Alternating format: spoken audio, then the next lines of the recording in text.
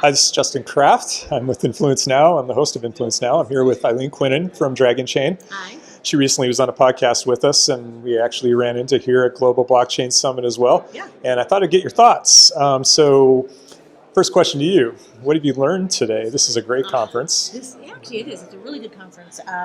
Really impressed with the speakers thus far. The networking's great. What have I learned thus far? It's only, even halfway in the day, and I've learned a ton. I've touched on things about how blockchain can be used in voting and identity, Internet of Things, also some voting that went into pretty deep aspects. So that was really interesting. I think one of the things that kicked off really well for me was Joshua's keynote. And what he was talking about, I hadn't even thought about before, but in the voting use case, particularly for blockchain, I've always thought, okay, that's really great. We should decouple all the different issues. I want to be able to vote for an issue that I think a lot of people in the blockchain libertarian kind of attitudes agree with. But what he was saying is the idea of the authentication and the transparency. So when we vote right now, in the United States, we actually really value the anonymity aspect of voting, right? We want to be able to say, yes, I'm a person who's qualified to vote, and I do vote. I want people to not necessarily know my vote, but we also want to make sure that we're getting the accuracy.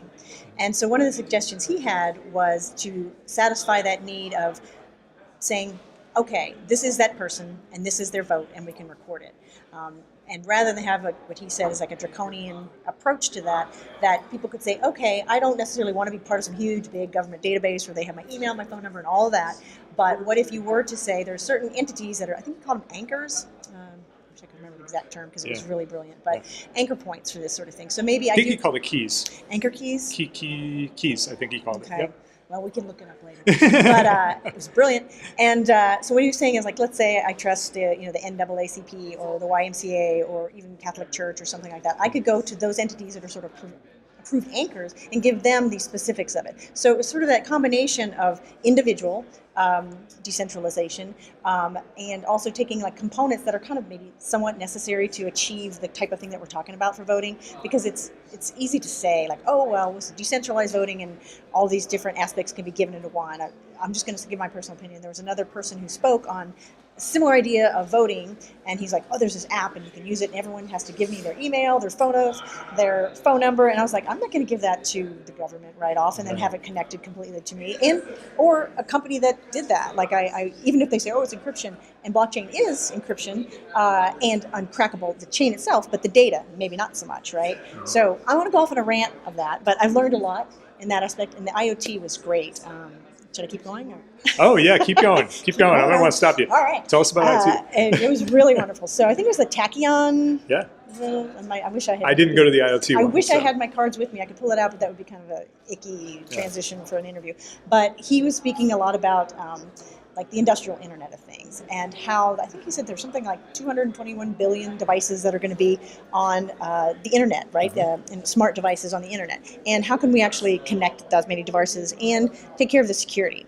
So he brought up the idea of like, blockchain and Bitcoin, and how there's so many more addresses that you can use, like orders of magnitude more addresses that you can use, and take advantage of the idea that these smart devices could have personalities of sorts, saying, here's the things you can do, here's the things you can't do. And if someone asks you to do something and it's not in your list of things to do, you can ask a question or send a message. So right now say, hey, somebody's asking me to blow up right now, and say, no, you really can't. So it would kind of, I don't know, maybe text message its owner and say, should I take this firmware? Should I do these set of instructions? And then you could kind of have some aspects. Sorry? Yeah, all that verification. Right. And that's actually what Dragonchain helps with, right? It does, too. Right. Yeah, actually. So I'll go ahead with a pitch for Dragonchain. Yeah, go for it. So Dragonchain, a blockchain, and what's really unique about Dragonchain is that is a hybrid. So it's a public-private blockchain, which satisfies some of the discussions we've had right here. So the way I explain it to people oftentimes is, if you remember, like internet, intranet.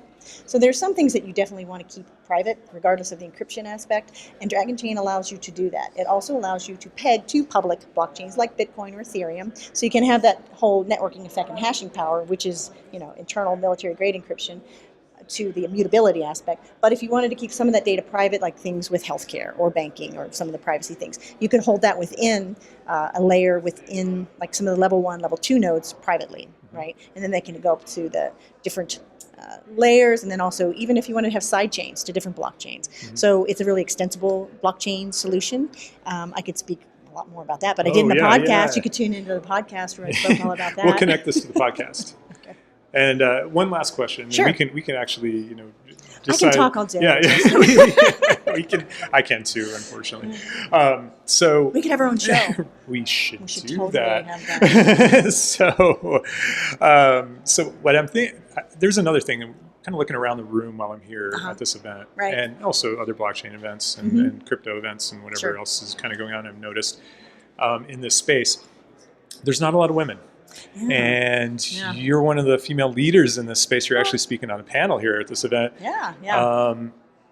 Why do you think that is? And maybe do you actually think it's trending in the right direction? And there is a few women here. So. Yeah, there are a few women here, and I actually would say that I was surprised that there weren't as many as the other blockchain conferences I've been to. In fact, when I first started getting into the space and started going to meetups, I actually saw a lot of women. And I don't think it's just because I'm in Seattle, because I travel around quite a bit. So it may just be that, this particular one wasn't marketed in that particular area. I can't really speak to that.